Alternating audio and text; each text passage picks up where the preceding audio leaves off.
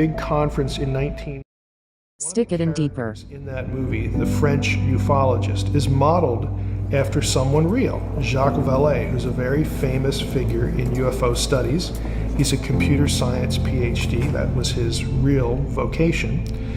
But Vallée, who is not a Christian, was one of the earliest people to say and to write for this audience that there is something spiritually sinister about this alien contact messaging. So it's not just me. There are non-believers, non-Christians who have noticed the same thing. There was actually a big conference in 1992 held at MIT, yes, that MIT, on alien abductions. And part of it was because there was a famous professor at Harvard, the psychology department, he was a psychiatrist himself, who was heavily into alien abduction research. His name was John Mack. He's no longer living. At that event, and it was held over a few days, there were a number of scholars who decided to tackle this subject. You can buy the papers, they were all published, and one of them was on what are the similarities between abduction narratives and satanic ritual abuse. Good topic. For people that are unfamiliar with that term, we are actually talking about ritual activity, worship, so to speak, in a Luciferian context that involves sexual abuse and other kinds of abuse.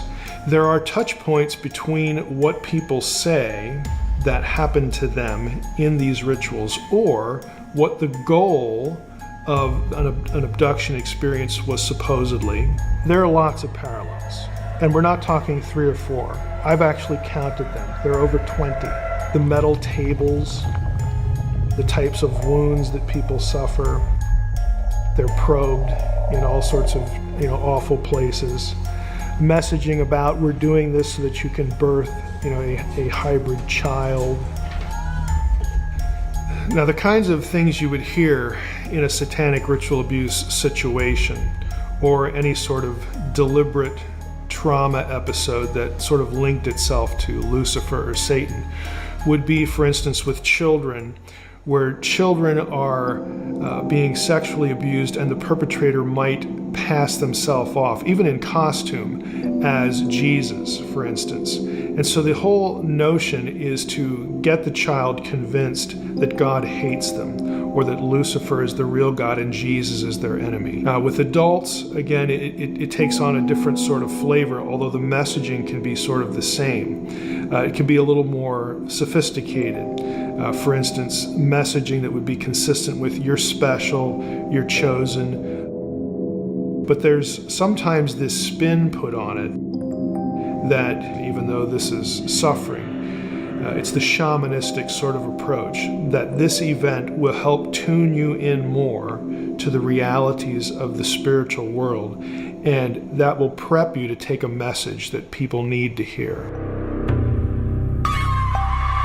Now, in terms of alien abduction narrative, this is very common. You'll often have women, for instance, who are convinced that they are carrying, as a result of their abduction experience, a child that is essentially a hybrid that might either be termed the Antichrist, or there will be things or ways it's talked about that sort of would remind a Christian of how the Antichrist is described, or sort of beast imagery from the book of Revelation, that sort of thing. But it's cast in a positive spin. In other words, this child is sort of a divine, human interface or hybrid that is going to be here not to do bad things, but to help humanity realize what it could become.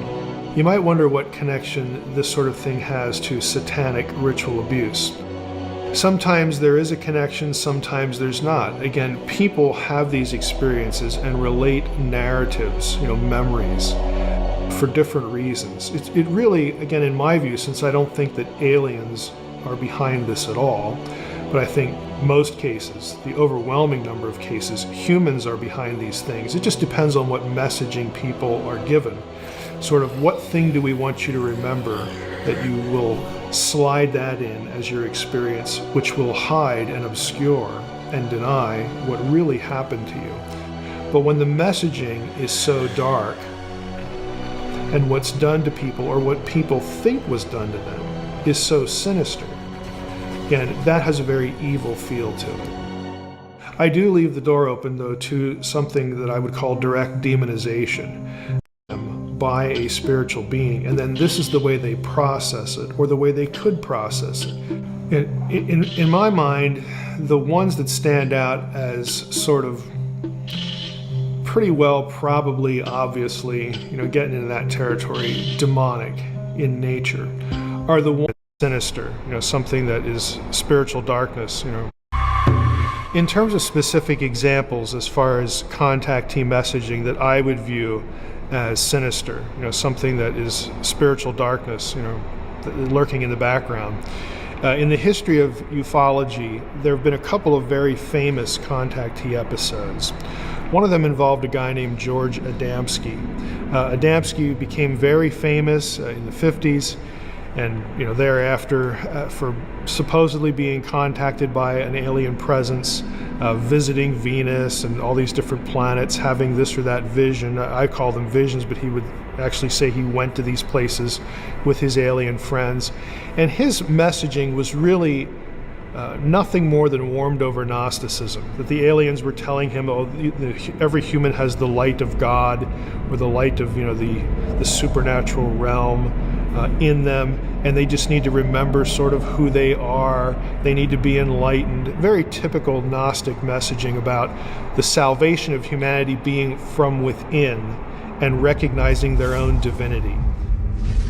Gnosticism was an ancient, and still is, belief system that was a strong competitor to the early church because it used biblical language, it used Jesus stuff as part of its presentation of what salvation meant and what the nature of the world was. But the short version of Gnosticism is that there's the true God in most remote history, and he took of himself to create other eons. These eons were entities, and one of these eons transgressed the will of the supreme deity, the true God, as Gnostics would like to say. But one of these eons transgressed and decided, well, I want to create a being sort of like me, like my maker did. And that being, Sophia, creates a being that is evil and sinister, and that is the being that creates humankind. That is the God of the Bible. He's a bad guy in Gnosticism. And the good guy in the Gnostic story is the serpent, because the serpent is the one who comes to humans and says, hey, you people don't really realize what's going on here. Did God really say, did your maker really say, again, the bad guy, this or that? And so the serpent is viewed as trying to enlighten humans to the nature of who they are. There's a little spark of divinity in them because of where they came from. And it's a very old system. It's very self-oriented in terms of salvation. Salvation is not about taking care of a sin problem. It's about becoming personally enlightened to your own divinity. And you can see this kind of messaging in a number of contactee episodes.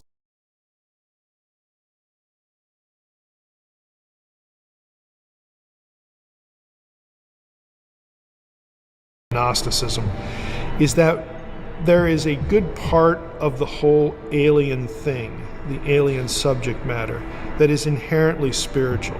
Again, this is a wide, far-ranging kind of subject, and at least part of it is really about, apparently, spiritual messaging.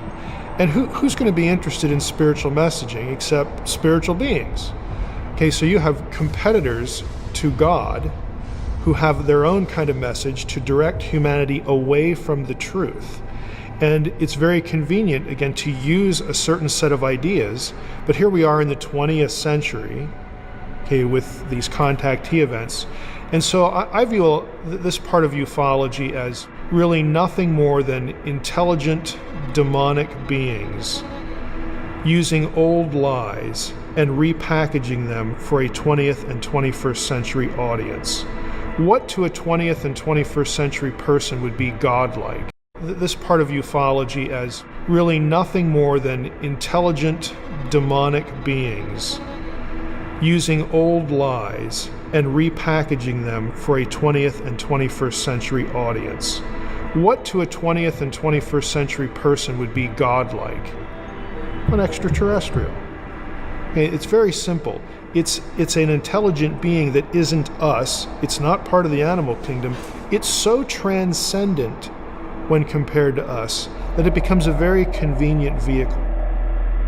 And if you really think about it, alien messaging, UFO stuff on that level is really sort of like converting heaven to space. You have heaven without the God of the Bible. You have a transcendent destiny for humanity without any accountability at all. The whole question of sin and salvation isn't even on the table, but yet you get to keep all the good parts. Oh, we have this great destiny. Oh, we're going to become godlike. Oh, the deity is interested in us and loves us and has a message for us and picks some of us to convey this message and make us special.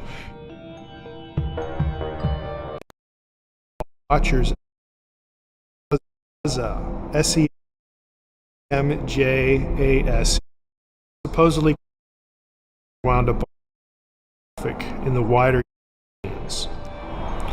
The second sort of famous episode is that of Billy Meier. This actually happened in Switzerland, but it's gotten a lot of traffic in the wider UFO community and over here as well, because Meier was the guy whose pictures, again, alleged pictures of alien craft, wound up on the cover of National Enquirer and other things like that. And they looked really spectacular. It's kind of a case of that looks too good to be true. Meier was supposedly contacted by a female alien, of who, of course, was good looking. And her name was Semjaza, S-E-M-J-A-S-E.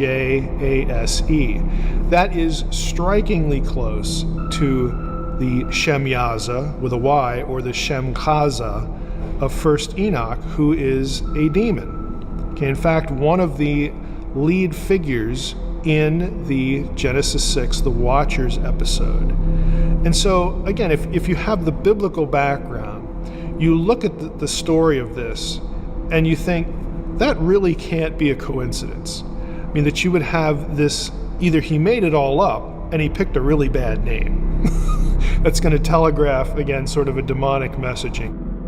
It's easy to read the narrative of Genesis 6 when you have this sort of thing in your head as being kind of an ancient incident of the same sort of thing.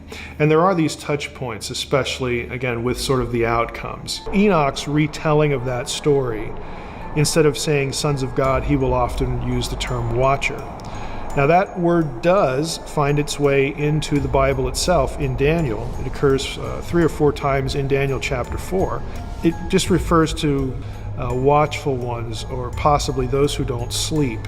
There are good ones and then there are rebellious ones. Good ones are in Daniel 4. A watcher and a holy one comes down and tells Nebuchadnezzar, hey, you're going to go crazy for a while.